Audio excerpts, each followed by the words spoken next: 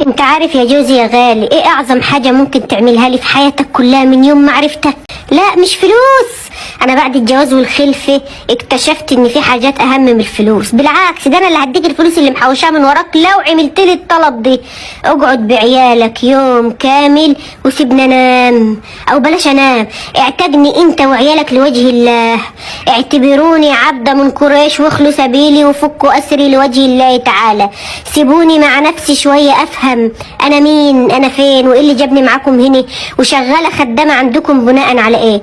ابويا يعني وامي ادوني ليكم مقابل كام وانا ادفع اللي عليا وتفكوا اسري لمدة اسبوع واحد، وهتكون فرصة تعرف عيالك اللي انت بتقول عليهم ملايكة هيطلعوك من الملة كلها. اسبوع سنة براحتكم، انا عايزة هدنة. اعتبرنا خدنا هدنة من عهودنا على رأي انغام.